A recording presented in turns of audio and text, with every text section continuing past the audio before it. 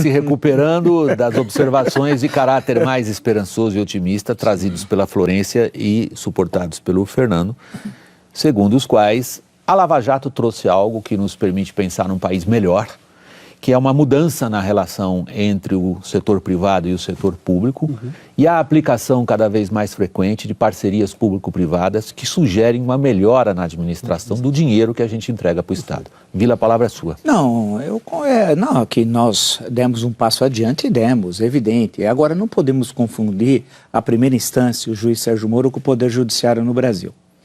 Infelizmente, o Poder Judiciário, para não ir para os outros dois poderes, ficando só nele nesse momento, ele é uma das razões da terrível impunidade e da corrupção, deve ser a ineficiência do Poder Judiciário. De um lado, é verdade que ele é sobrecarregado de trabalho, ele precisa passar por uma profunda reforma. Por exemplo, não é possível o Supremo Tribunal Federal julgar em média 130 mil processos por ano, tal qual faz no Brasil.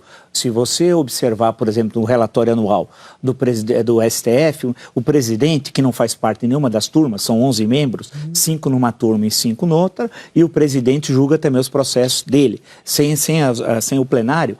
Ele chega a julgar, eu já li alguns relatórios, de alguns anos, cerca de 30 mil processos por ano.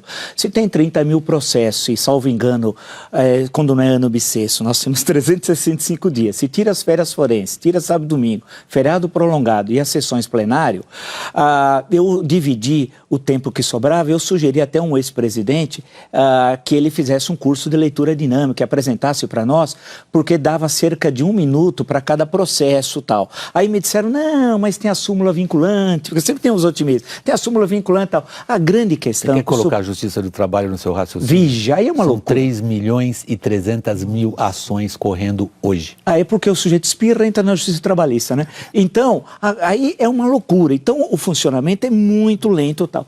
O STF dizia que ser um tribunal constitucional, não é. O STJ está sobrecarregado. Há uma proposta, se não me engano, do ministro Marco Aurélio, que é correta, que era dobrar o número de ministros do STJ e o STF ser um tribunal constitucional. Se alguém falar isso, cai o mundo, porque você vai dobrar o número de ministros, mas para dar agilidade na solução dos casos. Então, uma questão que se coloca é que enquanto a Justiça Federal, e no caso em tela, é sem foro privilegiado, você consegue na primeira instância, é bom lembrar que o juiz Sérgio Moro já fez com cerca de 105, 106 condenações na Operação Lava Jato, que dá um total de cerca de 1.100 anos de prisão, somando todas tal.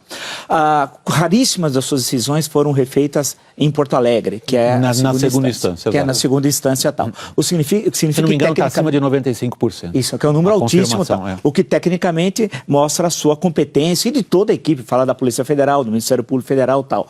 E a transparência, porque nós podemos acessar o YouTube e ver como é que foram as audiências. Isso é uma coisa muito importante, essa questão da transparência.